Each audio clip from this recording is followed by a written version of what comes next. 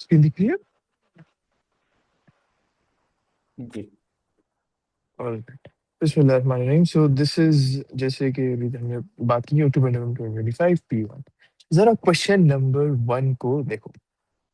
Question number 1 ये कह रहा है, या वो पूछ रहा है इनफैक्ट आपसे, electronic configuration for the particle Al, मतलब एल्यूमिनियम, जिसका एटॉमिक नंबर 13 है, न्यूक्लियॉन नंबर 27 है, और चार्ज उसका +1 है। सबसे पहला सवाल, क्या ये एक एटम है या क्या ये एक चार्ज्ड पार्टिकल है जिसे आयन कहते हैं? ये आयन है। ये एक आयन है। एटम्स में हम कहते थे कि number of protons is equal to number of electrons. Ions में, जैसे कि ये आयन है, अगर 13 प्रोटॉन्स है और +1 का चार्ज है तो कितने इलेक्ट्रॉन्स हैं? 12। 12 इलेक्ट्रॉन्स, एग्जैक्टली। और उस हिसाब से फिर मुझे इसकी इलेक्ट्रॉनिक कॉन्फ़िगरेशन बताओ, पीरियोडिक टेबल की एल्यूमिनियम की।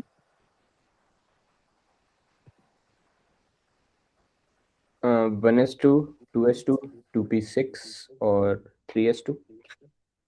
सो 1s2, 2s2, 2p6, 3s2। अच्छा, एक चीज हमेशा आप ये चीज फॉलो करना, जब भी आपको वो आयन की इलेक्ट्रॉनिक कॉन्फ़िगरेशन लिखने को कहे ना, आप पहले एटम की बनाना और फिर खुद से उसमें से जितना भी +1 हो चार्ज तो एक इलेक्ट्रॉन निकाल देना, +3 हो चार्ज तो 3 इलेक्ट्रॉन निकाल देना।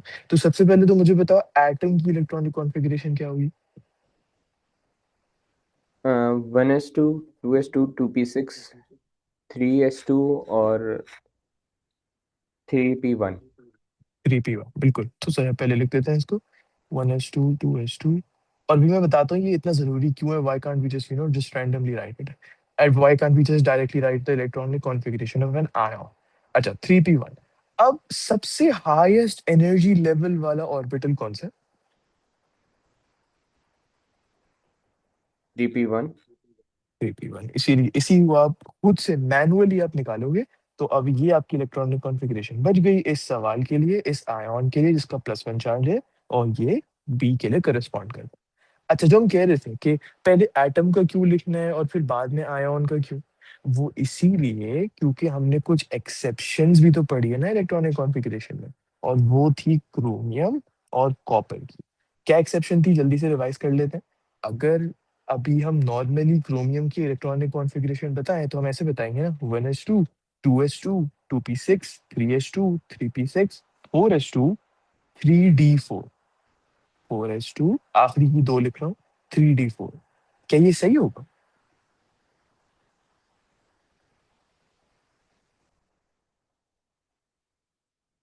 क्या ये सही इलेक्ट्रॉनिक कॉन्फ़िगरेशन लिखी है क्रोमियम की? मतलब सही है। नहीं, ये सही नहीं है। ऐसा क्यों? इस वक्त जरा देखो इन दोनों एटॉमिक ऑर्बिटल्स को। हमने एक बात की थी और वो क्या थी, कि एटॉमिक ऑर्बिटल अगर हाफ फिल्ड हो और फुली फिल्ड हो तो क्या वो स्टेबल होता है? सही। लेकिन अगर उसके अलावा, मतलब हाफ भी ना हो और फुल भी ना हो, उसके अलावा कोई हो तो क्या वो स्टेबल होता है? नहीं। नहीं। इस वक्त ये एस ऑर्बिटल फुली फिल्ड है क्योंकि एस में कैपेसिटी 2 की है, तो ये स्टेबल है।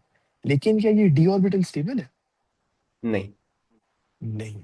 तो हम अब क्या करेंगे कि एक इलेक्ट्रॉन यहां से जंप करके यहाँ पे चला जाएगा। इससे क्या होगा कि ये 3d5 बन जाएगा, एक हाफ फिल्ड एटॉमिक ऑर्बिटल बन जाएगा, which will make it stable. लेकिन अगर एक इलेक्ट्रॉन 4s2 से गया तो इसमें तो कम हो गया ना, तो इसकी स्टेबिलिटी तो कम हो गई। नहीं, क्योंकि ये बन गया 4s1, और ये एक हाफ फिल्ड ऑर्बिटल है। एस सब शेल में आपको याद होगा इनकम्प्लीट होते ही नहीं था ना, क्योंकि दो ही पॉसिबिलिटीज है, एक इलेक्ट्रॉन हो या दो हो। अगर एक इलेक्ट्रॉन होगा तो आप कहोगे हाफ फिल्ड, दो होंगे तो आप कहोगे फुल फिल्ड। इनकम्प्लीट नहीं हो सकते। तो ये भी स्टेबल है, ये भी स्टेबल है, ये स्टेबल नहीं है, और ये स्टेबल। तो इसीलिए क्रोमियम की इलेक्ट्रॉनिक कॉन्फ़िगरेशन ये बनती है। अब अगर सवाल आपको वो पूछते, right the electronic configuration of Cr+, और अगर आप डायरेक्टली पीरियोडिक टेबल से पढ़ते तो आप क्या कहते? 1s2, 2s2, 2p6, 3s2, 3p6, 4s2, 3d4। और 3d4 सबसे ज्यादा एनर्जी वाला है तो 3d3। नहीं, ये बनता 4s1 में से निकलता और 3d5 रह जाता। Does that make sense? सही। अच्छा, अब ये सेम चीज ना कॉपर के लिए भी अप्लाई होती है। जरा कॉपर की नॉर्मली अगर कोई बच्चा जिसको एक्सेप्शन ना पता हो वो कैसे इलेक्ट्रॉनिक कॉन्फ़िगरेशन लिखता है? 1s2 2s2 2p6 3s2 3p6 4s2 3d9। क्या ये सही लिखा हुआ है? नहीं। नहीं, तो इंस्टेड क्या सही लिखना चाहिए हमें? हाँ, मतलब 4s में से एक इलेक्ट्रॉन जो है वो 3D9 वाली, इसमें मतलब 3D में चले जाएगा, जिससे वो 3D10 बन जाएगा, और वो मतलब फुल और हाफ जो होते हैं वो स्टेबल होते हैं। तो 4s जो होगा वो हाफ है तो वो स्टेबल होगा, और 3D फुल है तो वो भी स्टेबल होगा। Exactly exactly.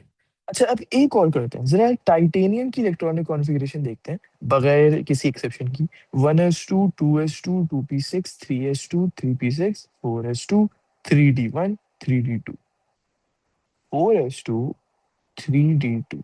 क्या ये सही तरीके से लिखा हुआ है?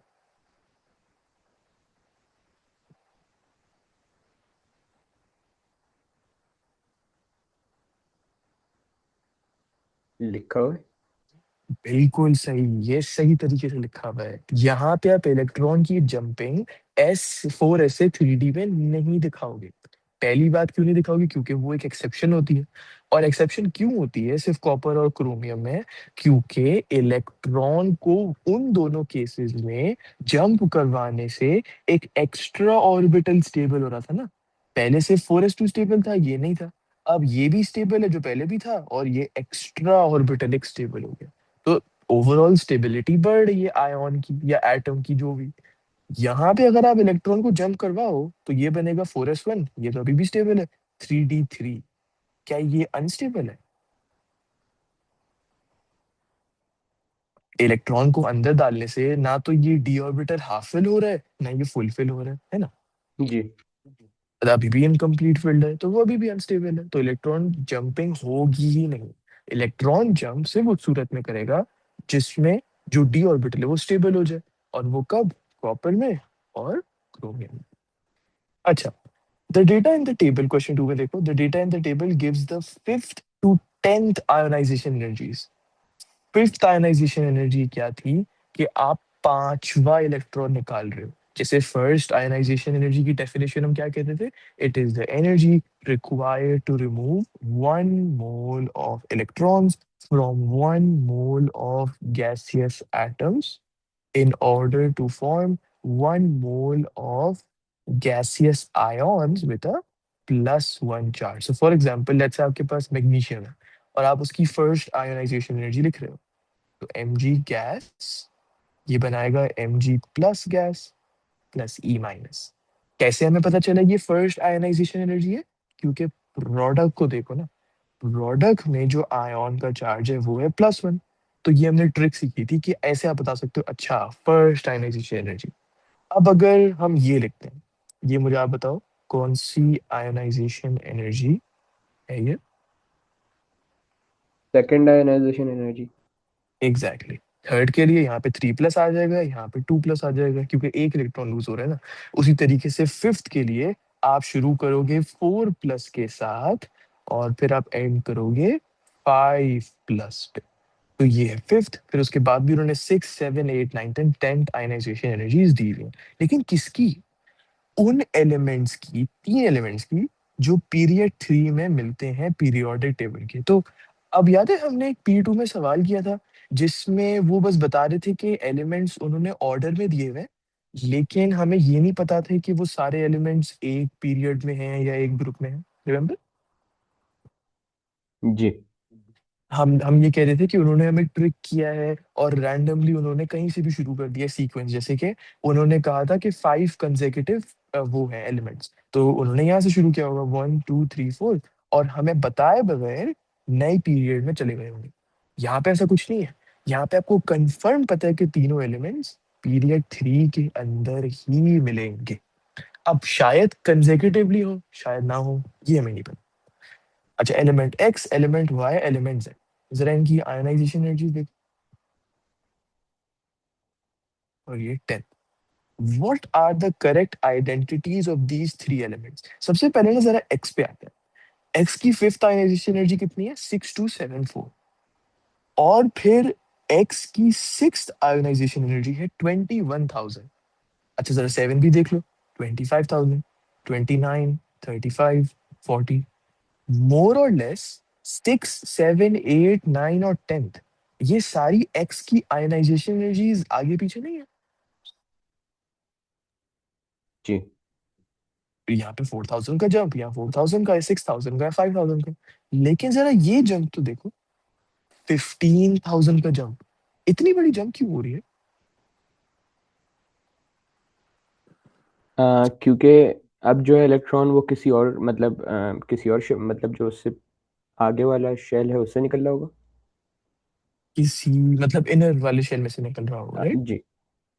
एक तो ये पॉसिबिलिटी है कि the next electron might have been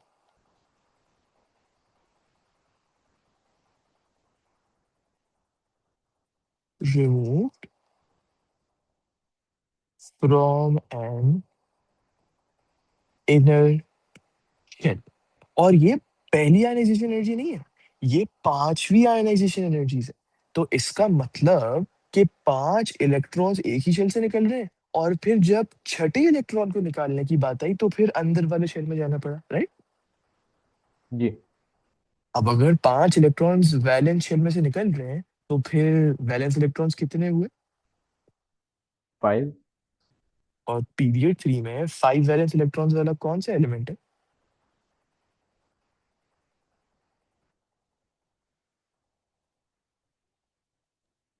phosphorus. 1, 2, 3, 4, 5, 6, 7, 8, exactly phosphorus.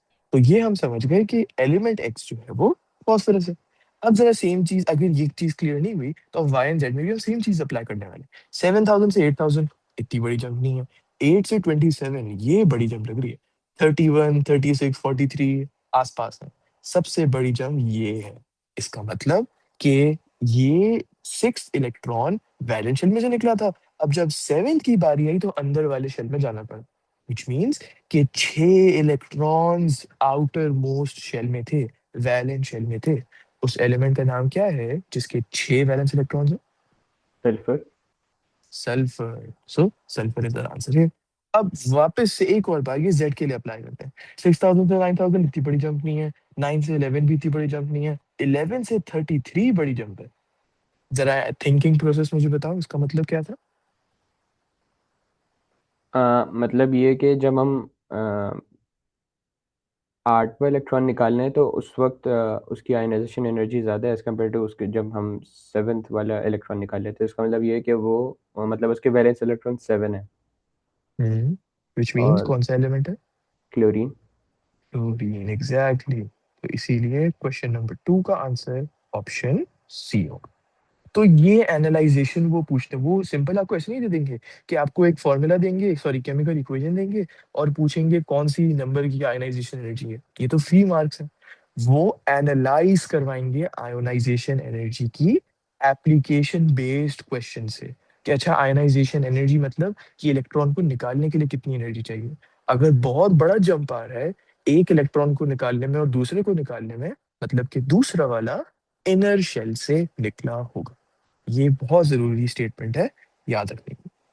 अच्छा, what contains 9.03 times 10 power 23 oxygen atoms? अब ऐसे सवाल ना बहुत बच्चों को कंफ्यूज करते हैं, लेकिन इसमें कोई कंफ्यूजन वाली चीज ही नहीं है। हमने एक स्टेटमेंट पढ़ी थी, और वो क्या, कि एक मोल के अंदर 6.02 times 10 to the power 23 particles होते हैं। क्या हमने ये पढ़ा था? जी। राइट। तो अगर आपके पास 0.25 मोल एल्यूमिनियम ऑक्साइड है, Al2O3 है, तो एक मोल में 6.02 टाइम्स 10 टू द, बल्कि एक काम करते हैं ना, एक नया पेज ले आते हैं, इसमें वर्किंग में टाइम लगेगा। हाँ, तो पहले वाले ऑप्शन के लिए 0.25 मोल Al2O3। अब एक मोल में 6.02 टाइम्स 10 पावर 23 पार्टिकल्स है, तो 0.25 मोल में कितने होंगे एल्यूमिनियम ऑक्साइड के पार्टिकल्स? जस्ट डिवाइडेड बाय 4 या मल्टीप्लाई बाय 0.25।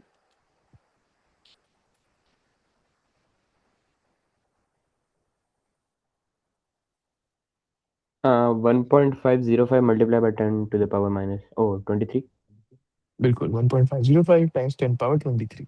ये क्या है, ये ऑक्सीजन एटम्स है या ये एल्यूमिनियम ऑक्साइड के पार्टिकल्स है?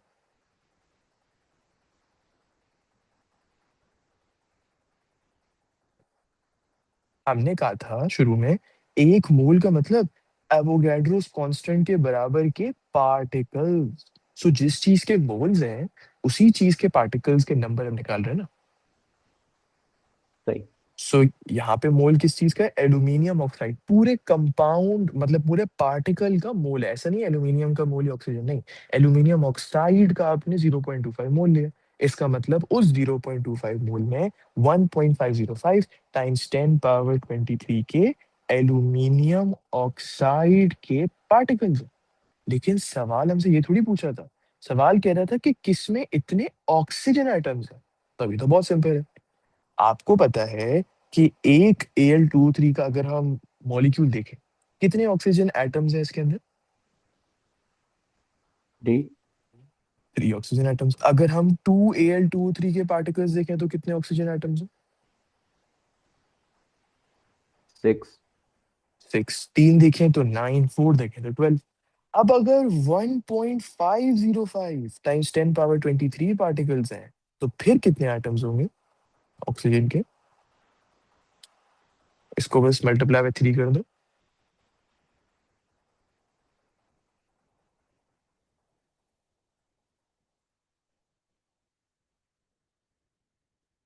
4.515 मल्टीप्लाई बाय 10 पावर 23।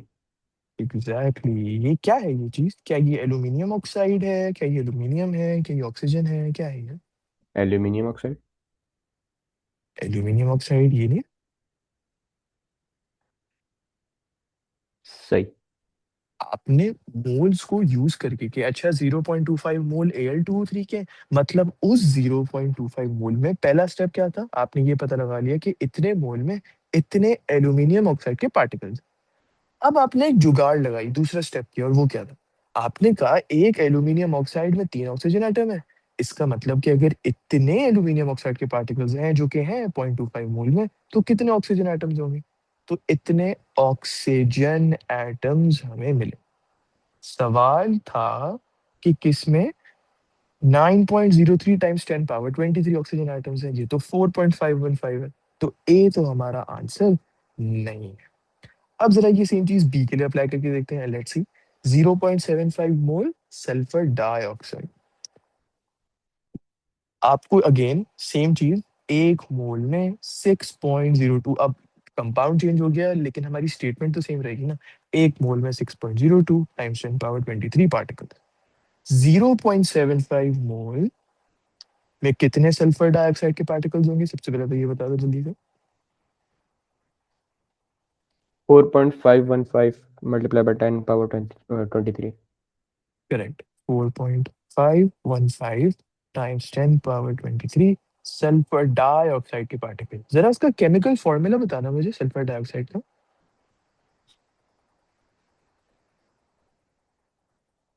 मतलब उसका केमिकल नेम क्या है?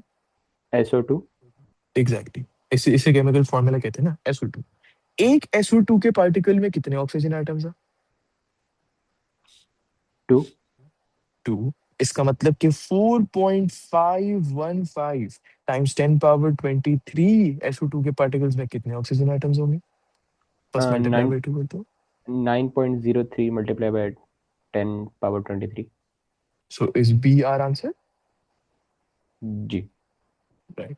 अब ये सेम चीज, अब फायदा नहीं है सी और डी करने का, बहुत टाइम लग रहा है। हम सेम चीज आप कर सकते हो अगर आपको ज्यादा प्रैक्टिस करनी है ना। 1 मोल में 6.02 टाइम्स 10 पावर 23 पार्टिकल्स है। तो 1.5 मोल में सल्फर ट्राइऑक्साइड के कितने पार्टिकल्स होंगे? फिर आपको नंबर ऑफ पार्टिकल्स पता चल गए सल्फर ट्राइऑक्साइड की। फिर आप ये लिखो कि एक पार्टिकल SO3 का 3 ऑक्सीजन एटम्स है sulphur trioxide.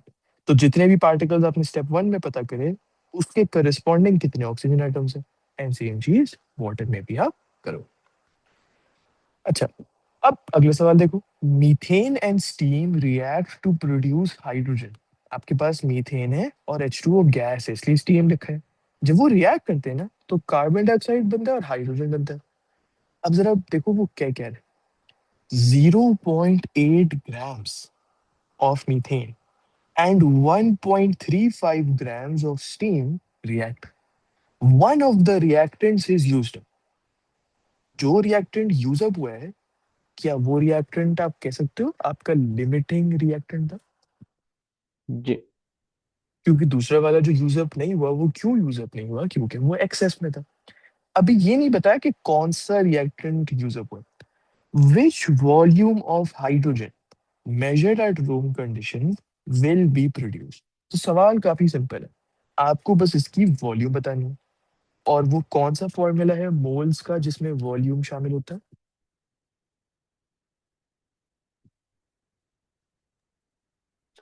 N is equals to C multiplied by V upon 1000. N is equal to C times V over 1000, okay. और ऐसा भी एक और फॉर्मूला था जिसमें वॉल्यूम थी।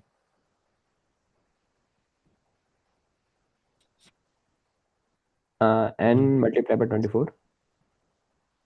एन मल्टीप्लाई बाय, हाँ सही Volume कह रहे हो, multiplied सही by कह रहे हो। 24. नहीं, पहले आप सही कह रहे थे, क्योंकि एन एक्चुअली में फॉर्मूला है वी ओवर 24 ना। तो अगर आप कह रहे हो एन टाइम्स 24 वी है, तो ये चीज सही है। वॉल्यूम टाइम्स 24 नहीं, वॉल्यूम ओवर 24। एंड रिमेंबर हम ये कह रहे थे, अगर डिवाइड बाय 24 है तो आंसर डेसीमीटर में आएगा, डिवाइड बाय 24,000 है तो आंसर सेंटीमीटर में आएगा। या सॉरी, आप सेंटीमीटर यूज करोगे वॉल्यूम के लिए अगर ये 24,000, लेकिन अगर वॉल्यूम ही डेसीमीटर में चाहिए तो सिर्फ 24 यहाँ पे लोगे। तो वॉल्यूम सारे आंसर्स हमारे डेसीमीटर में, so we will take this as 24। लेकिन ये हाइड्रोजन की वॉल्यूम निकालने से पहले आपको हाइड्रोजन के मोल्स पता होने चाहिए। पहला सवाल, क्या ये रिवर्सिबल है या इरिवर्सिबल है केमिकल रिएक्शन? Irreversible है। तो क्या आप यहाँ पे स्टोइचियोमेट्रिक रेशियो लगा सकते हो? लगा सकते हैं। अब सवाल ये है कि कैसा स्टोइचियोमेट्रिक रेशियो निकालना है, मतलब इसका और इसका या इसका और इसका। अब हमने एक चीज पढ़ी है, स्टोइचियोमेट्रिक रेशियो हमेशा लिमिटिंग रिएक्टेंट का निकाला जाता है। लेकिन ये कैसे पता करें कि यहाँ पे कौन सा लिमिटिंग रिएक्टेंट? ये बताओ।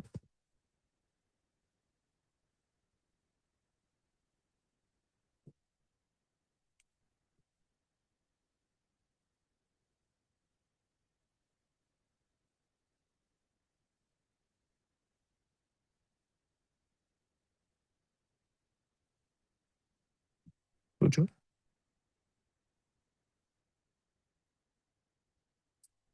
अच्छा, हम एक काम करते हैं ना, उन्होंने हमें दोनों रिएक्टेंट्स के रिलेटेड कुछ ना कुछ तो इन्फॉर्मेशन दी है ना। हम दोनों के पहले जरा मोल्स निकालते हैं, फिर अपना नेक्स्ट स्टेप फिगर आउट करते हैं। सो मीथेन का आपको दिया हुआ है 0.8 ग्राम, रिएक्ट करता है सिंपल मास ओवर मोलार मास फॉर्मूला यूज करो। बस यही तीन फॉर्मूलाज है मोल्स के जो आपको याद रखने हैं। So mass over molar mass 0.8 divide by methane का मोलार मास कितना है? कार्बन 12 और हाइड्रोजन, हर हाइड्रोजन 1 होता है। सो 12 प्लस 4।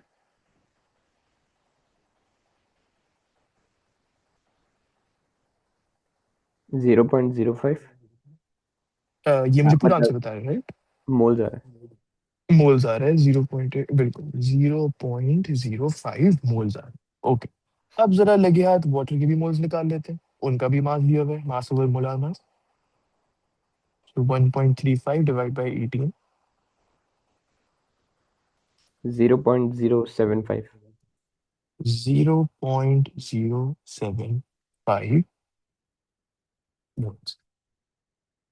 अब एक तरीका तो ये था पता करने का कि हम अजम्पशंस लेते हैं कि सबसे पहले तो ये अज्यूम करते हैं कि CH4 हमारा लिमिटिंग रिएक्टेंट है। अगर ये हमारा लिमिटिंग रिएक्टेंट होता, तो जब इसको मल्टीप्लाई बाय 2 करते तो क्या वाटर के हमें मोल्स मिल जाते?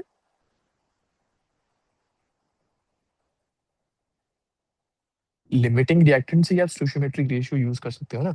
तो अगर लिमिटिंग रिएक्टेंट के मोल्स 0.05 है, जब आप इसको मल्टीप्लाई बाय 2 कर रहे हो, क्यों मल्टीप्लाई बाय 2 कर रहे हो? क्योंकि 1:2 का रेशियो है। तो फिर ये डबल होके आपको वाटर के मोल्स मिलते हैं जो रिएक्ट किए हैं। जी। और ये सेम चीज अप्लाई होती है दूसरी असम्पशन में कि अगर आप अज्यूम करते हैं कि वाटर आपके लिमिटिंग रिएक्टेंट है 0.075, तो जब आप उसको डिवाइड बाय 2 करते हैं तो आपको मीथेन के मोल्स मिल जाते हैं। लेकिन दोनों केसेस में ऐसा कुछ भी नहीं हो रहा है। तो अब क्या करें? अब आप ये करो कि आप पैरेलल कैलकुलेशंस चलाओ। इसका मतलब क्या है? आप एक कैलकुलेशन लो जिसमें आपने मीथेन को लिमिटिंग रिएक्टेंट बनाया है, और एक कैलकुलेशन जिसमें आपने वाटर को बनाया है। कोई एक आंसर चारों ऑप्शंस में होगा।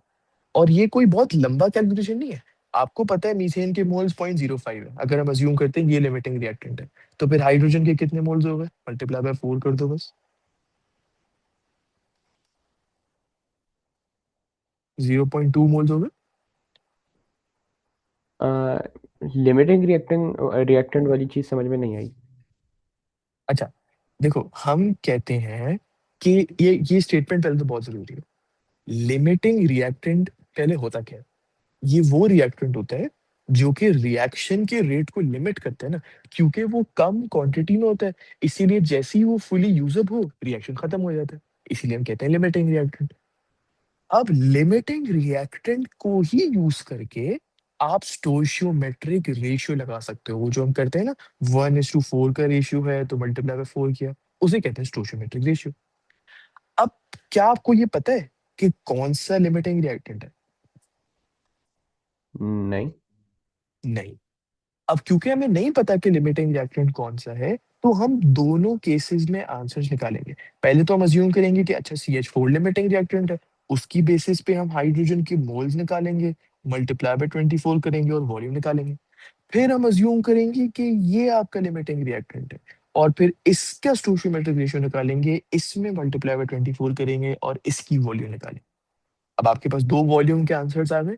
कोई एक ही आंसर इसमें प्रेजेंट होगा। That is how you do it. So पहले तो अज्यूम करते हैं ये लिमिटिंग रिएक्टेंट है और ये एक्सेस में था। So if this is your limiting reactant, 0.05 moles थे, 1:4 का रेशियो है, तो हाइड्रोजन के 0.2 मोल्स बन गए। अब इसको आपने जब टाइम्स किया 24 से, तो ये बनता है 4.8 डेसीमीटर क्यूब। यहां तक क्लियर? जी। अच्छा, अब जरा सेम चीज वाटर के लिए करके मुझे बताओ।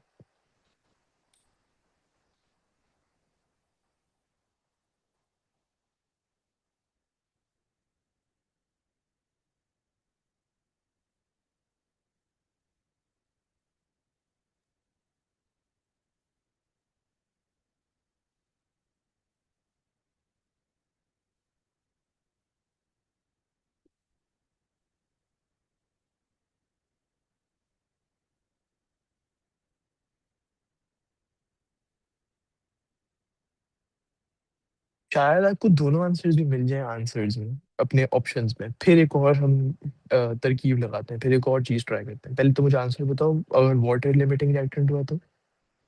0.15 मोल्स आ रहा है। बिल्कुल, और जब इसको मल्टीप्लाई करेंगे 24 से, तो फिर क्या आंसर 3.6 डेसीमीटर क्यूब आ रहा है। जी। अब जरा देखो कौन से दो वॉल्यूम्स के आंसर्स हमारे पास है, 4.8 और 3.6। एंड अनसरप्राइजिंगली उन्होंने दोनों ही ऑप्शंस आंसर में दिए हुए। अगेन वहीं पे आके स्क्वायर वन पे मटक गए कि कौन सा लिमिटिंग रिएक्टेंट होगा। अब जरा एक लॉजिक अप्लाई करते हैं। कैलकुलेशन से तो हमने करके देख लिया, उन्होंने दोनों आंसर्स दिए हुए हैं, सही वाला भी गलत वाला भी। तो अब हम थोड़ी सी लॉजिक लगाते हैं। आपके पास 0.8 ग्राम था मीथेन का, और 1.35 ग्राम था स्टीम का। जो चीज कम रिएक्ट कर रही है, इसका मतलब तो यही हुआ ना कि ज्यादा बचा हुआ है। जी। और जो चीज ज्यादा रिएक्ट कर रही है, इसका मतलब कि वो यूज अप हो गई। या आप इसको ऐसे भी सोच सकते हो ना, एक अलग नजरिए से, कि 1.35 ग्राम स्टीम, इतना ज्यादा स्टीम, इसको रिएक्ट करने के लिए कितना मीथेन लगा? सिर्फ 0.8 ग्राम। मतलब कि और भी मीथेन पीछे पड़ा हुआ था, लेकिन सिर्फ 0.8 ग्राम मीथेन लगा 1.35 ग्राम स्टीम को कंप्लीटली यूज अप करवाने में। Does that make this your limiting reactant? जी। अगर ये आपका लिमिटिंग रिएक्टेंट है, तो मतलब ये वॉल्यूम गलत है, ये वॉल्यूम सही है। और ये कौन सा आंसर ऑप्शन है? ये बी है। And hence B is your answer. ये चीज सेंस बनाई या नहीं, पहले तो मुझे ये बताओ।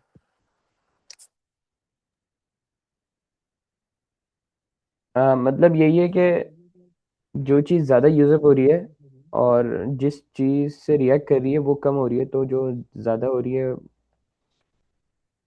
वो लिमिटिंग रिएक्टेंट है। नहीं नहीं नहीं, ऐसे नहीं, ऐसे नहीं, देखो 0.8 ग्राम मीथेन और 1.35 ग्राम स्टीम है आपके पास। आप इसको ऐसे सोचो कि ऐसा क्यों नहीं था कि 0.7 ग्राम स्टीम ने 0.8 ग्राम मीथेन के साथ रिएक्ट किया। 1.35 ग्राम स्टीम लगे, इतना ज्यादा स्टीम लगा इतने थोड़े से मीथेन के साथ रिएक्ट करने में। मतलब कि मीथेन अभी बहुत ज्यादा था, लेकिन स्टीम के साथ इतना ज्यादा steam, the complete quantity of steam in the container which is 1.3 gram 35 grams, उसके साथ रिएक्ट करने के लिए सिर्फ 0.8 ग्राम लगा। बाकी अभी भी था लेकिन वो यूज नहीं हुआ। This means methane is in excess and water is your limiting reactor, या steam is your limiting reactor. Good to go. सही। Okay. अब जरा क्वेश्चन नंबर 5 पे आ जाओ। ये एक दो सवाल ऐसे देंगे आपको हमेशा, थोड़ा सा टाइम जाया करने के लिए। ये नॉर्मली होता ही है किसी भी एमसीक्यू के पेपर में, साइंसेस के। अब जरा क्वेश्चन 5 देखो। Which statement explains why sodium and potassium have different melting points? क्यों सोडियम पोटेशियम की मेल्टिंग पॉइंट्स अलग अलग है?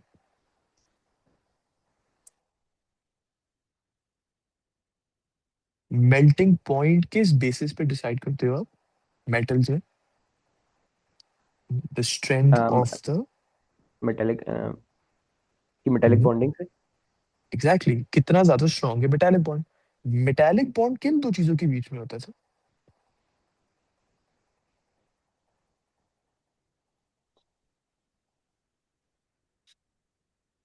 मतलब अगर मैं इलेक्ट्रॉन हम्म, और उनके आयंस में। मतलब वो कैटायन मतलब मेटल के। जी। बिल्कुल, तो डी लोकलाइज इलेक्ट्रॉन्स और कैटायन के बीच में। अब जरा जहां भी इन दोनों के बीच में अट्रैक्शन या बॉन्ड की बात हो या स्ट्रेंथ की बात हो, वो आपका आंसर है। The attraction between the cations and the delocalised electrons is stronger in sodium. बिल्कुल आपका आंसर ये रहा। पार्ट बी सी डी भी देख लेते हैं। The attraction between cations and anions. Metals में क्या एनायंस होते हैं या नहीं, इलेक्ट्रॉन्स होते हैं? इलेक्ट्रॉन्स होते हैं। तो इसलिए भी आपका आंसर नहीं है। The attraction between atoms, atoms तो होती ही नहीं है मेटल के अंदर, जैसे कि यहाँ पे लिखा है the attraction between atoms is stronger in sodium. अगर तो मेटल है तो उसमें एटम्स है ही नहीं, उसमें कैटायंस और delocalised electron. The attraction between nuclei and shared electron pairs is stronger in sodium. ये ये तो आंसर नहीं है ना, खैर। ये किस किस्म की अट्रैक्शन की बात हो रही है? Nucleus and shared electron pair की। क्या ये मेटालिक बॉन्डिंग है, आयोनिक बॉन्डिंग है, कोवेलेंट बॉन्डिंग है?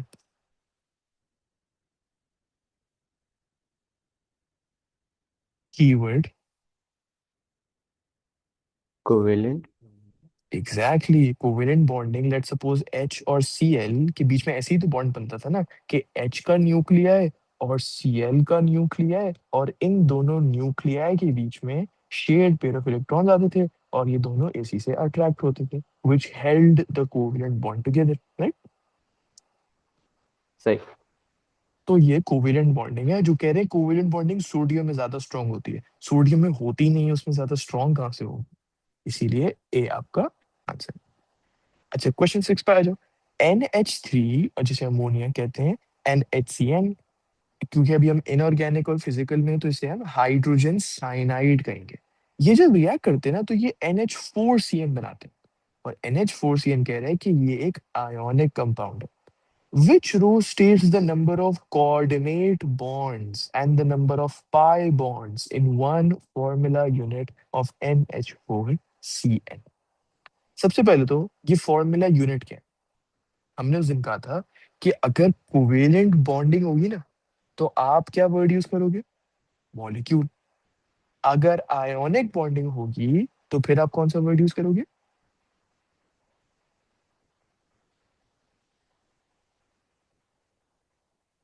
Formula ion. यूनिट। आयॉन्स तो वो होते हैं ना जो पॉजिटिव एंड नेगेटिवली चार्ज है, जो किसी बॉन्ड का हिस्सा नहीं है, किसी कंपाउंड का हिस्सा नहीं है, जैसे कि Cl- या Na+, अलग अलग। लेकिन अगर NaCl बनाए, ये एक मॉलिक्यूल नहीं है, ये एक फॉर्मूला यूनिट है। सो कोई फर्क नहीं है मॉलिक्यूल और फॉर्मूला यूनिट के बीच में। इट्स जस्ट दैट अगर कोवेलेंट कंपाउंड है ना तो मॉलिक्यूल यूज करोगे वर्ड, और अगर आयोनिक कंपाउंड है तो फॉर्मूला यूनिट का वर्ड यूज करोगे। अब सबसे पहले तो ये बताओ कि कोऑर्डिनेट बॉन्ड्स कितने होते हैं इस केस के अंदर। Coordinate bonds is another word for dative bonds. अगर आपके पास रिमेंबर वो NH3 वर्सेस NH4 प्लस, जी। NH3 जो था उसके साथ 3 हाइड्रोजन एटम्स थे और एक लोन पेयर था इलेक्ट्रॉन्स का। फिर इस NH3 को मिला एक H+ आयन और उसने कहा आओ मेरे पास एक लोन पेयर ऑफ इलेक्ट्रॉन्स है, मैं तुम्हारे साथ बॉन्ड बना सकती हूँ। तो फिर उसने क्या किया, ये 3 हाइड्रोजन एटम्स वैसे के वैसे, ये नाइट्रोजन ने अपने दोनों इलेक्ट्रॉन्स यूज करके हाइड्रोजन के साथ बॉन्ड बनाया और ये NH4+ बन गया, अमोनियम आयन बन गया। कुछ यही स्टोरी थी NH4CN को बनाने के लिए। आप सोच रहे होगे ना ये NH3 और HCl से NH4CN बना कैसे। तो सबसे पहला स्टेप ना यही था कि NH3 से आपने कन्वर्ट किया NH4+ में। अब ये है कैटायन, और जब H में से, जब HCN में से H निकला तो क्या ये हेटेरोलिटिक फिशन हुआ होगा, क्योंकि रिमेंबर CN नाइट्राइल यहाँ पे नेगेटिव चार्ज होता था। जी। ये बॉन्ड हेटेरोलेटिकली टूटा होगा, इससे ये CN- बना और ये H+ बना। यही H+ ने तो NH3 के साथ ऐड किया और NH4+ बनाया। और अब आपके पास तो CN- है। अब ये NH4+ और CN- आयोनिक बॉन्ड बनाते हैं NH4CN को। तो सबसे पहले तो मुझे ये बताओ NH4CN बना कैसे, ये बात क्लियर। जी। तो कितने कोऑर्डिनेट कोवेलेंट बॉन्ड्स है, कितने डेटिव बॉन्ड्स है इसमें। 1। 1। और वो कौन सा वाला डेटिव बॉन्ड है। CN वाला। CN तो ट्रिपल बॉन्ड था। नो, ये जो आपने NH4+ बनाया इसमें डेटिव बॉन्ड नहीं था, ये वाला। सही। तो number of coordinate bonds which is just another name of using the word dative bonds, और नंबर ऑफ डेटिव बॉन्ड्स इसमें 1 है। अच्छा, पाई बॉन्ड्स कितने हैं इस पूरे NH4CN के अंदर। NH4 में तो कोई नहीं है ना, ये सारे सिग्मा है। CN में कितने हैं। 2। This is why B is your answer. अच्छा, अब question 7। When 1 mole of ethanoic acid, ethanoic acid का केमिकल फॉर्मूला क्या था, CH3CO, ये भी दिया हुआ है उन्होंने। वो कह रहे हैं जब 1 मोल आप इथेनोइक एसिड का एक्वस सोल्यूशन के अंदर जब वो यूज करते हो तो वो न्यूट्रलाइज होता है by an excess of aqueous sodium hydroxide. तो वो बेसिकली एक एसिड बेस रिएक्शन आपको समझा रहे हैं ना। इथेनोइक एसिड है और वो कह रहे हैं कि 1 मोल जब आप यूज करते हो तो फिर ये न्यूट्रलाइज होता है excess of aqueous sodium hydroxide को यूज करके। और इस न्यूट्रलाइजेशन रिएक्शन में पहले तो मुझे बताओ न्यूट्रलाइजेशन एक्सोथर्मिक होता था एंडोथर्मिक। एक्सोथर्मिक होता था। एग्जैक्टली exactly, इसीलिए देखो 55 kilo joule per mole of energy is released. Which statement about this reaction is correct. This reaction is exothermic, यहाँ तक तो बात सही है। Because only bond breaking takes place, इस स्टेटमेंट के साथ ना दो चीजें गलत है। अगर तो बॉन्ड ब्रेकिंग है तो उसके लिए तो एनर्जी लगती है ना, बॉन्ड को तोड़ने के लिए तो एनर्जी आपको चाहिए होती है, ना कि रिलीज होती है ना। जी।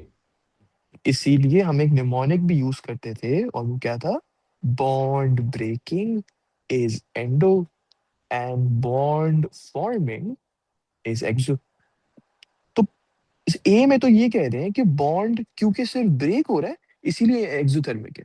पहली तो बात ये गलत हो गई, बॉन्ड ब्रेकिंग तो एंडो होता है। और दूसरी गलत चीज, किसी भी केमिकल रिएक्शन में क्या सिर्फ बॉन्ड टूटते हैं।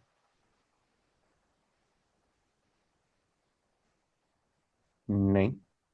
बॉन्ड फॉर्म भी तो होते हैं ना, आपको याद है वो आयोनिक इक्वेशन किसी भी न्यूट्रलाइजेशन रिएक्शन के लिए, H plus and OH minus combine to form water.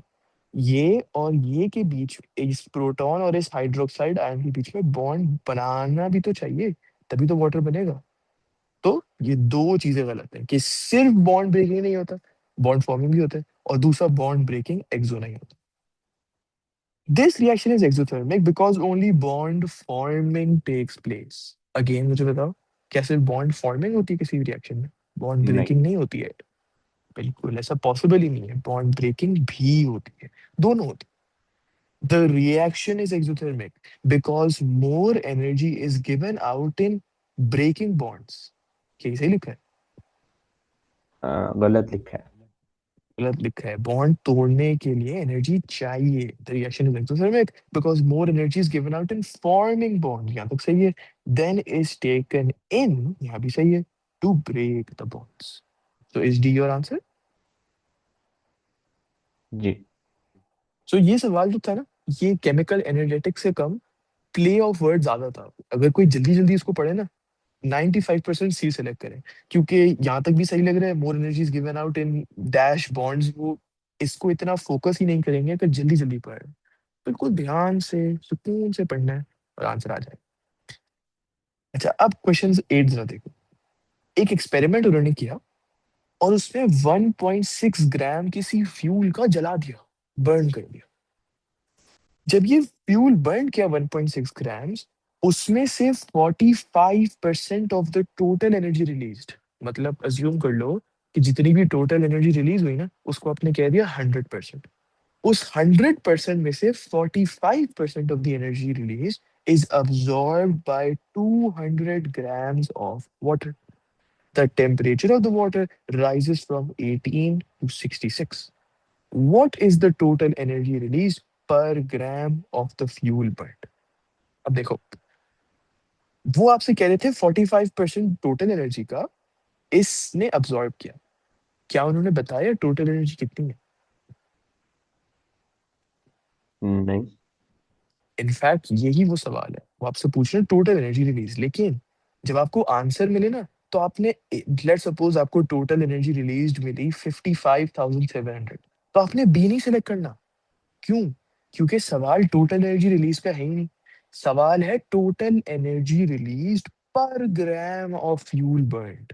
तो जितनी भी आपको टोटल एनर्जी मिले, उसको आप क्या करोगे, जितना भी फ्यूल बर्न हुआ था ग्राम्स में, 1.6 ग्राम, उससे डिवाइड करोगे, तो फिर क्या आपको मिल जाएगी, एनर्जी रिलीज्ड पर ग्राम। जी। तो ये एक बहुत जरूरी स्टेप है, इसको नहीं भूलना। लेकिन उस स्टेप पे जाने से पहले आपको पहले ये न्यूमरेटर तो पता होना चाहिए ना, टोटल एनर्जी आखिर रिलीज हुई कितनी। अच्छा, अब ये कैसे निकालें? वो कह रहे हैं जब आप 45% एनर्जी जो रिलीज हुई है उसको ही सिर्फ लो, तो 200 ग्राम्स ऑफ वाटर का टेम्परेचर यहाँ से यहाँ तक चला गया। सोचो कैसे निकालोगे एनर्जी?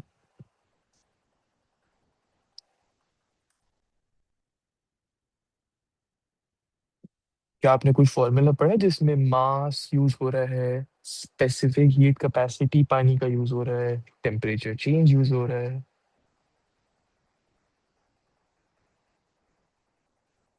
फिजिक्स में भी आपने नहीं पढ़ा है आईजीसीएसई में?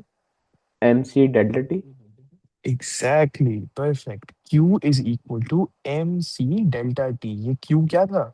ये Q था कितनी एनर्जी रिलीज हुई है या अब्सॉर्ब हुई है। डिपेंड करता है ना, अगर एक्सोथर्मिक है तो कितनी एनर्जी रिलीज हुई है, एंडोथर्मिक है तो कितनी एनर्जी अब्सॉर्ब हुई है।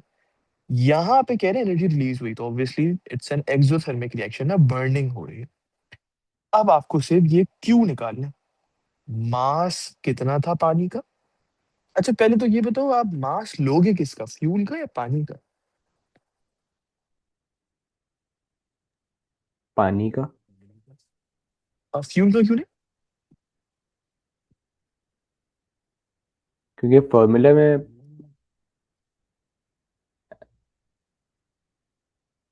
नहीं? हम सारी चीजें हम वाटर की ले रहे हैं, तो हम मास भी वाटर का ही लेंगे, मतलब उसमें सी भी कांस्टेंट जो होता है वो वाटर का ही होता है और टेम्परेचर चेंज भी वाटर का है। ओके, ट्राई करते हैं। तो 200 ग्राम्स आपके पास वाटर का है, यहाँ पे आपने इसको ग्राम्स लिख दिया। फिर उसके बाद सी की वैल्यू कितनी थी, specific heat capacity of water, या आपको दिया हुआ भी होता है, 4.18 किलो जूल पर किलोग्राम पर केल्विन, जिसे आप 4.18 जूल्स पर ग्राम पर केल्विन भी कह सकते हो। इससे आपको एक चीज क्लियर दिख रही है कि कहीं भी टेम्परेचर चेंज पूछें तो वो केल्विन में होगा, और एनर्जी जो आप निकाल रहे हो क्यू वो जूल्स में, और मास ग्राम्स में। तो just be careful of that. So you know the mass which you know is already in grams. अब सी आपने लिख दिया 4.18। टेम्परेचर चेंज बताओ लेकिन केल्विन के अंदर।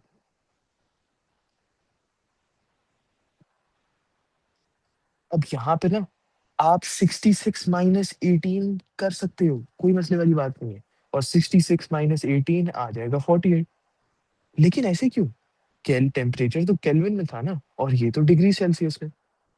एक ये चीज हमें समझनी है कि यहाँ पे मैं दोनों टेम्परेचर लिखता हूँ, 18 और 66।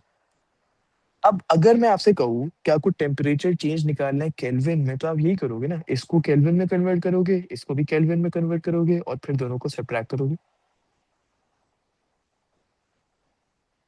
राइट? मैंने मैंने इस तरीके से नहीं किया है। तो फिर आपने किस तरीके से किया? मैंने इनको सबसे पहले सब्ट्रैक्ट किया, उसके बाद फिर 273 पे ऐड कर दिया। सब्ट्रैक्ट किया? नहीं नहीं, ये गलत है, ये गलत है। क्यों?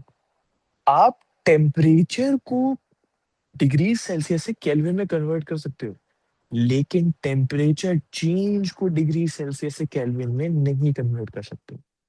You can not do that. अब यहाँ पे ना, if you can not do that, तो फिर आपके पास दो ऑप्शन है। या तो आप सिंपली इसको सब्ट्रैक्ट करो, लेकिन उसमें तो हमें शक हो रहा है ना, क्योंकि आप डिग्री सेल्सियस सब्ट्रैक्ट कर रहे हो, you are not using kelvin. या दूसरा तरीका, the longer method, convert this to Kelvin, and then get the change in Kelvin as in the change in temperature। तो बहुत सिंपल है, 273 प्लस 18, तो ये बन गया 291 kelvin, and then 271, sorry 273 plus 66, 339। तो 339 माइनस 291, क्या आंसर अभी भी 48 आ रहा है? जी। ऐसा क्यों? क्योंकि दोनों वैल्यूज को आपने एक ही नंबर से ऐड किया ना, इसको भी +273, इसको भी +273, तो डिफरेंस दोनों के बीच में तो 48 ही है। सो इसीलिए अगर आपको वो डिग्री सेल्सियस में चेंज इन टेम्परेचर पूछे, तो फिर तो कोई मसला ही नहीं है, 66 माइनस 18, या 66 हाँ माइनस 18।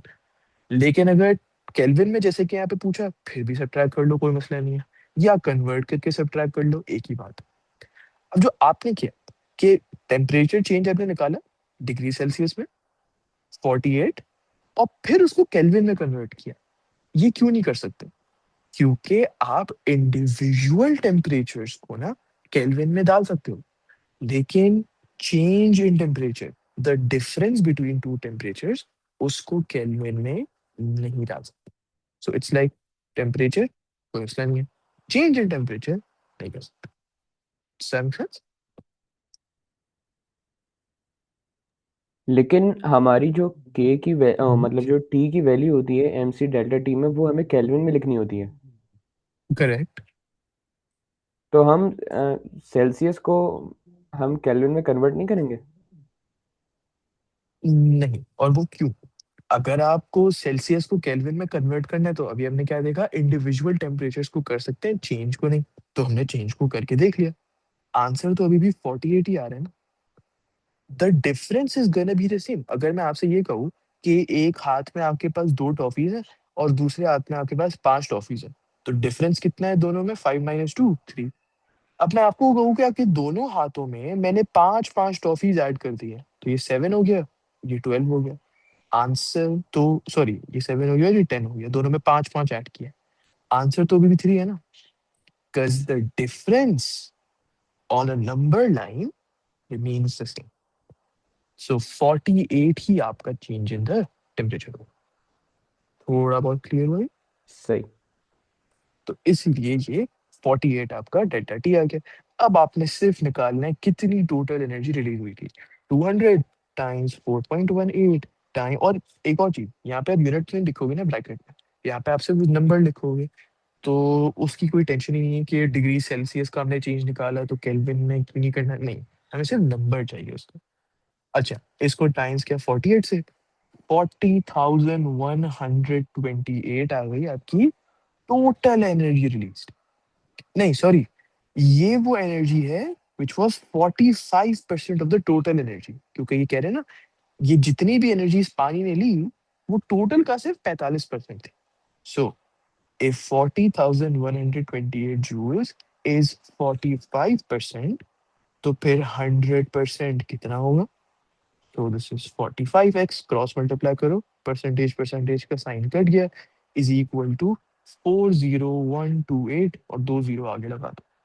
फिर इस पूरी चीज को 45 से डिवाइड कर दो टू फाइंड x, एंड ये बनता है 89,173 जूल्स। ये है आपकी टोटल एनर्जी। इसको बस आप डिवाइड कर दो 1.6 से, तो आंसर आता है 55,733, व्हिच इज बी। क्लियर? सही। ऑलराइट। अच्छा, अब क्वेश्चन नंबर 9 पे आ जाओ। Sulphide ions react separately with zinc and with manganese oxide. तो सल्फाइड आयंस क्या होते हैं? SO3 2 ये सेपरेटली कह रहा है रिएक्ट करते हैं जिंक के साथ और मैंगनीज डाइऑक्साइड के। A B C D W X Y Z are all whole number. Simple balancing का सवाल है, which numbers are correct for A B W and X. तो जरा इस इक्वेशन को बैलेंस कर दो। मैं वापस से यहाँ पे इक्वेशन लिख देता हूँ। SO3 2 ये स्टेट सिंबल वगैरह हटा के, तो यहाँ पे क्या कोएफिशिएंट होगा?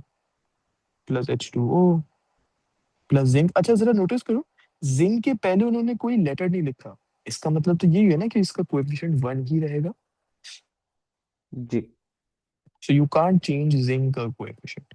अच्छा अगेन देखो, जिंक का कोएफिशिएंट सेम रखा हुआ है 1 Z इन 2 प्लस, इसको आपने चेंज करना होगा, हाइड्रोक्साइड का प्लस यहाँ पे H2O4 2 का। अब एक गलती जो बहुत बच्चे करते हैं ना, इस इक्वेशन को मैन्युअली बैलेंस करना शुरू कर देते हैं। मैन्युअली बैलेंस ही क्यों करना है? आपके पास चार आंसर्स हैं, उन चारों आंसर्स को इसमें लगा के देख लो, अगर तो आंसर मैच कर रहे हैं तो that's it, that's your answer. अब पहली इक्वेशन में ए बी सी और डी था, वो सी और डी तो हमसे पूछ ही नहीं रहे ना, वो तो ए बी डब्ल्यू और एक्स पूछ रहे हैं, वाई जेड भी नहीं पूछ रहे। तो जब आप इस पूरी चीज को बैलेंस करोगे तो कुछ चीजें पूछ रहे होंगे, कुछ चीजें नहीं पूछ रहे होंगे। सो पहले ऑप्शन में वो कह रहे हैं ए और बी को 1 और 2 ले लेते हैं। ओके, तो ए है ये, बी है ये, और फिर उसके बाद अगर यहाँ पे एक सल्फर है तो क्या ये पॉसिबल होगा? Can you put a half there? नहीं। ये नहीं नहीं नहीं, एक सेकंड एक सेकंड एक second, I take that back, my bad, नहीं नहीं नहीं नहीं। एक गलती जो बहुत से बच्चे करते हैं वो गलती नहीं करते हैं, वो सही करते हैं। क्यों? आपके पास सिर्फ ए और बी के आंसर्स है ना, you do not have the answers for C and D, तो इसीलिए आपको मैनुअली पूरी इक्वेशन बैलेंस करनी पड़ेगी अनफॉर्चुनेटली। सो यस, तो अब पहले तो मुझे बताओ कैसे बैलेंस करोगे इसको। जेड एन तो ऑलरेडी बैलेंस्ड है। अगला क्या था? सारे non metals apart from hydrogen and oxygen, कौन से हैं यहाँ पे? सल्फर। और कैसे बैलेंस करोगे उसको? लेफ्ट पे एक है, राइट पे दो है। हम मतलब ए जो है वो 2 होगा। ओके, और फिर उसके बाद सल्फर बैलेंस हो गया, अब हाइड्रोजन को बैलेंस करना है।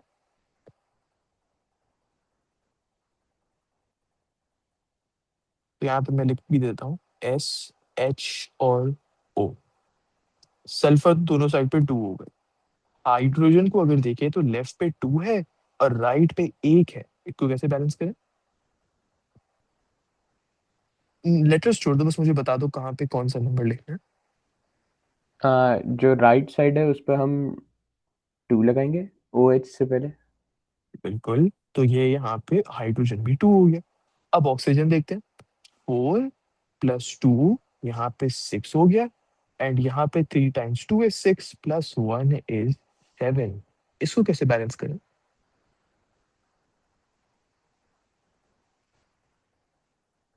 अभी ये फिक्र नहीं करो कि ये करेंगे तो फिर ए और बी टू से ज्यादा हो जाएगा, अभी बस बैलेंस करो।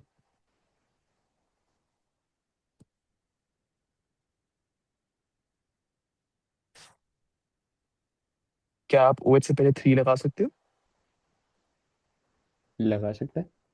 अच्छा, व्हाई नॉट यहाँ पे 2 लगाना, क्योंकि इससे सल्फर भी खराब हो जाएगा ना, और फिर सल्फर को भी आपको चेंज करना पड़ेगा। बैलेंसिंग ऐसे करो कि कम से कम चीजें डिस्टर्ब हो।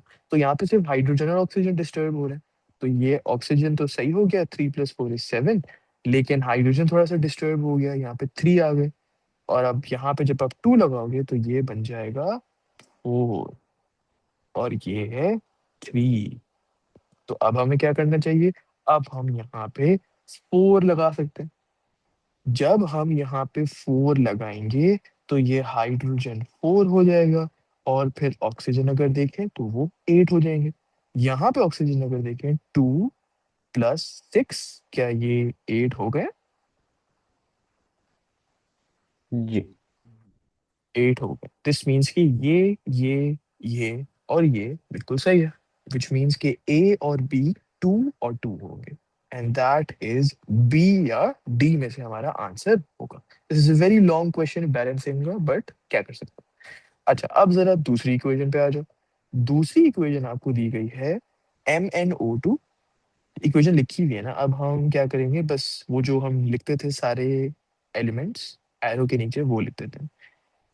मैंगनीज आयॉन्स नहीं लिखते, एटम्स लिखते हैं। मैंगनीज दिया हुआ है, सल्फर दिया हुआ है, हाइड्रोजन दिया हुआ है, ऑक्सीजन दिया हुआ है। अगर आप मैंगनीज को लेफ्ट पे देखो तो एक है यहाँ पे, और यहाँ पे एक है। अगर सल्फर को देखो तो अभी भी यहाँ पे एक है, एंड यहाँ पे दो है। हाइड्रोजन को देखें तो यहाँ पे एक है, एंड यहाँ पे दो है। और ऑक्सीजन को देखें तो यहाँ पे 5 है, एंड यहाँ पे 7 है। तो पहले किसको बैलेंस करोगे? हाँ, सबसे पहले हम मेटल को करेंगे। मेटल तो ऑलरेडी बैलेंस हुआ है। हाँ, सल्फर। करेक्ट, और कैसे करोगे? SO3 से पहले हम 2 लगा देंगे। करेक्ट, यहाँ पे 2 आ जाएगा।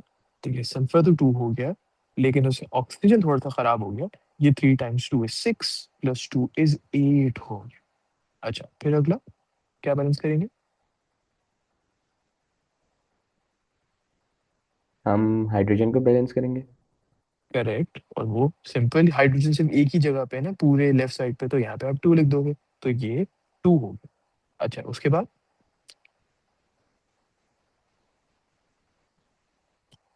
ऑक्सीजन को बैलेंस करोगे, लेकिन कैसे?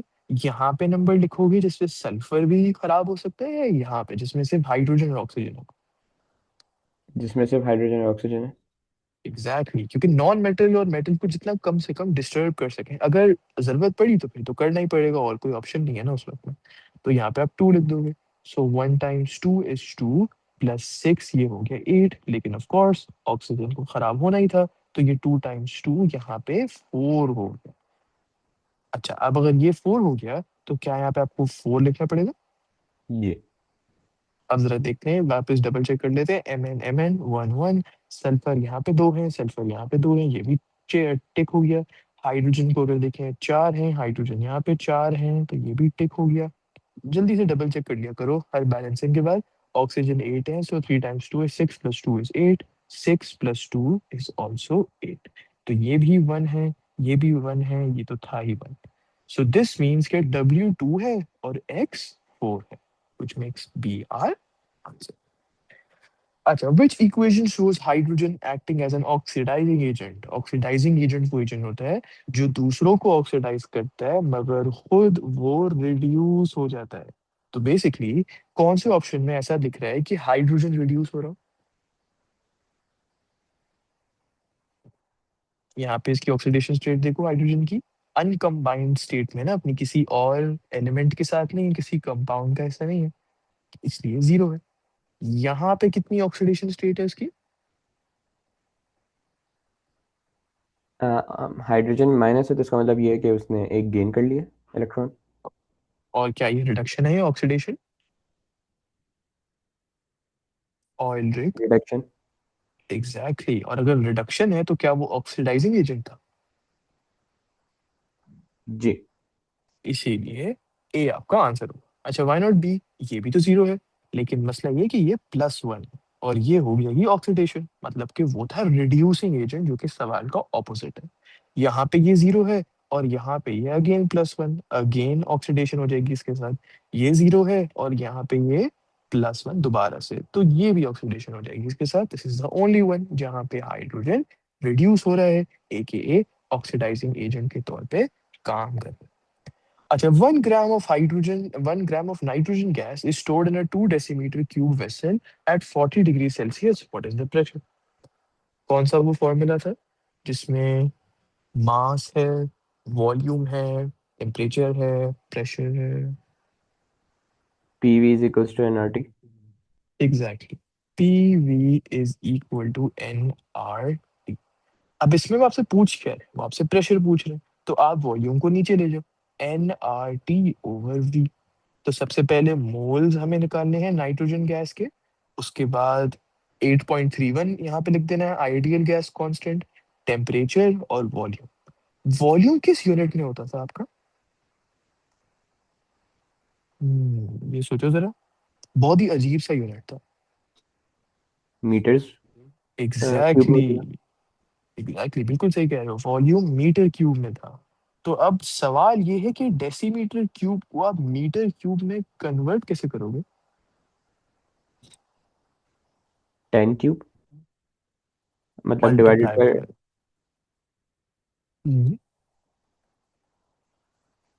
तो जब डिवाइड आप बाय वो 10। करोगे तो आंसर क्या आएगा व्हेन यू डू दैट?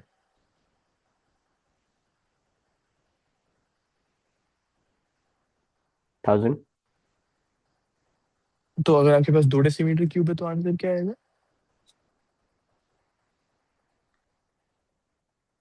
100। नहीं नहीं, 2 डेसीमीटर क्यूब, तो फिर आंसर 0.002 क्यूबिक सही। मीटर नहीं आएगा? 0.002। तो वॉल्यूम आपने यहाँ पे लिख दिया 0.002। अच्छा, आर की जगह आपने 8.31 लिख दिया। टेम्परेचर किस में हो रहा था, डिग्री सेल्सियस या केल्विन? केल्विन। अब ये टेम्परेचर है या टेम्परेचर चेंज है? ये टेम्परेचर है। तो क्या ये केल्विन में कन्वर्ट किया जा सकता है? जी। बिल्कुल, तो सिर्फ इसमें 273 ऐड कर देना है तो ये बन जाएगा 313। मोल्स कैसे निकालेंगे, नाइट्रोजन के मोल्स? जो मोल्स वाला फॉर्मूला होता है, n is equals to mass upon M R. Exactly, so mass आपका 1 है, एम आर नाइट्रोजन का अगर हम देखें, ये रहा पीरियोडिक टेबल, एक नाइट्रोजन के एटम का 14 ग्राम्स मास होता है। So that means this is 28, so just 1 divided bye 28। हम ऐसा करते हैं, हम इसको ब्रैकेट में ऐसे ही लिख देते हैं 1/28, ताकि कैलकुलेटर में डायरेक्ट डाल सकें। सो 1 डिवाइडेड बाय 28 ब्रैकेट में लिखा, multiply by 8.31, multiply by 313, divided by 0.002. So this makes 46,446 pascals. So कौन सा सबसे क्लोजेस्ट ऑप्शन है? सी। सी, इसीलिए सी आपका आंसर होगा। अब ये जो हमने अभी यूज किया आखिरी स्टेप में, सबसे क्लोजेस्ट आंसर, ये हमें पता था ना सी आंसर होगा, मतलब ये वो वाला नहीं था आउट ऑफ डेस्पिरेशन सबसे क्लोजेस्ट आंसर कौन सा है, right? जी। क्योंकि आपको पूरा स्टेप पता है इसलिए you can be sure and then you can use this tactic या दिस मेथड। सबसे क्लोजेस्ट कौन सा है, पता चले आप हो 50,000 पे, अब आप सोच रहे हो अच्छा 46 ज्यादा करीब है, ये होता है तुक्का, कि अब मुझे नहीं पता, अब मैं बस क्लोजेस्ट ढूंढ रहा हूँ। तो ये नहीं करना, मतलब लाइक अगर आपके पास टाइम नहीं है तो of course you can do that and you should do that, क्या पता आंसर सही हो जाए। लेकिन अगर तो टाइम है और बस आपको जल्दी से सवाल को खत्म करना है, for some reason don't do that. If you have time at the end of the exam, circle this, मतलब अगर तुक्का मार भी दिया है तो सर्कल कर दो, ताकि आप आज जब वापस आओ शायद कुछ क्लिक कर जाए दिमाग में, शायद कोई नया मेथड दिमाग में आ जाए, तो उसको आप सॉल्व कर सकते। अच्छा, अब आखिरी सवाल आज का देख लेते हैं, ये बहुत ही लंबे ही पेपर होते हैं केमिस्ट्री के, लेकिन कल हमारी क्लास हम रखेंगे 9 बजे, क्योंकि कल जितनी भी लंबी क्लास हो हम इस पेपर को कंप्लीट करेंगे। क्योंकि परसों ऑब्वियसली ईद का दिन है, तो हम उस दिन छुट्टी रख लेंगे। बाकी 2 दिन हमारी क्लास चलती रहेगी। सही है। सही। सो बस कल ही छुट्टी होगी। तो ये जरा आखिरी सवाल जरा देख लो। एक मॉलिक्यूल हेमोग्लोबिन का, ओ ये तो बायोलॉजी आ गया, can bind with 4 molecules of oxygen according to the equation. When the equilibrium, okay, when the equilibrium जब अचीव हो गया, उस वक्त ऑक्सीजन की कंसेंट्रेशन है इतनी। तो फिर equilibrium concentrations of haemoglobin and haemoglobin O24 जो भी है are equal. What is KC? KC कैसे निकालते हैं? पहले मुझे केसी का एक्सप्रेशन बताओ, यहाँ पे क्या होगा।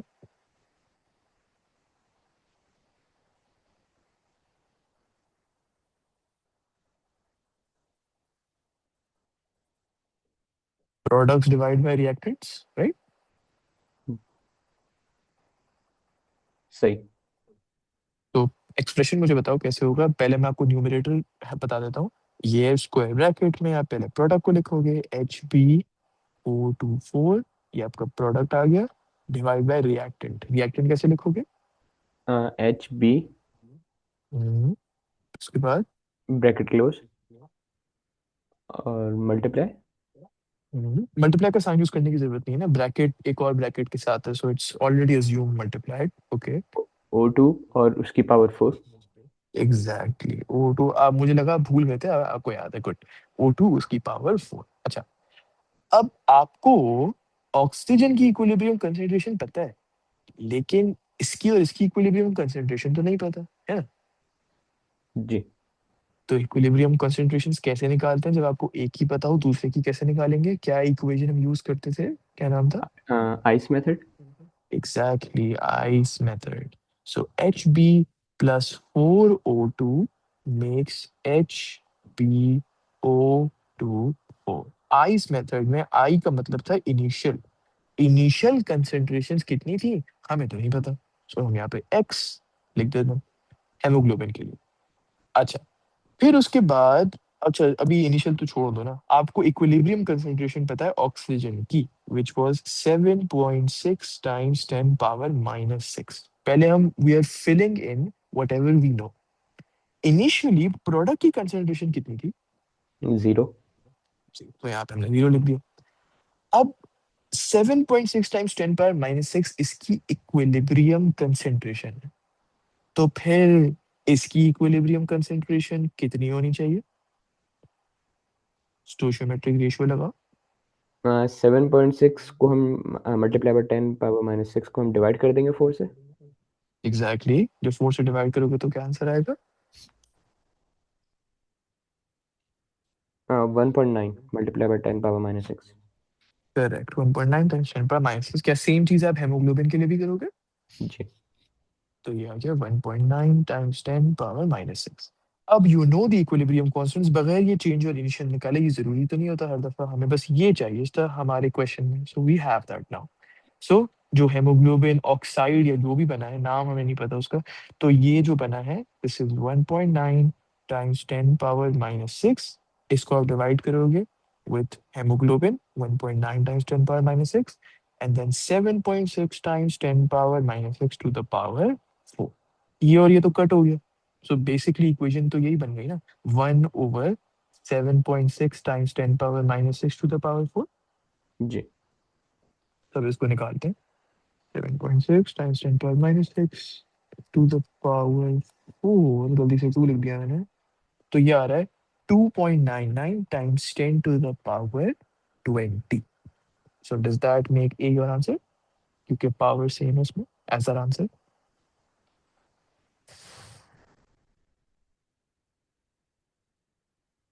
मेरा आंसर कुछ और आ रहा है। क्या आंसर आ रहा है आपका? मेरा 3.3 मल्टीप्लाई बाय 10 पावर -21 आ रहा है। ये क्यों? आपने यही किया ना, 1 divided by 7.6 times 10 power -6 to the power 4। ओ नहीं, मैंने गलत कर दिया। अच्छा, आपने शायद टू द पावर 4 नहीं किया होगा, आई थिंक। नहीं, मैंने ऊपर 1 नहीं लिखा, मैं कैंसिल करके ना उनको मतलब एक तरीके से ख़त्म ही कर दिया। अच्छा अच्छा, नहीं तो कैंसिल होगा तो 1 हो जाएगा। For example A divided by A cancel होकर 1 बनता है, सेम केस। जी। तो इसलिए आंसर हमारा है 2.99 टाइम्स 10 पावर 20। अब आप नंबर को देखो ही नहीं, आप पावर को देखो, क्योंकि हर दफा वो अलग है। सो जो पावर आपकी है वही पावर आंसर की है, तो वो आपका आंसर।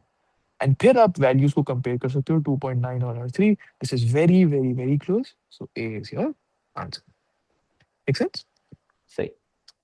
राइट। सो कोई भी कंफ्यूजन इन एनीथिंग रिलेटेड है? नहीं।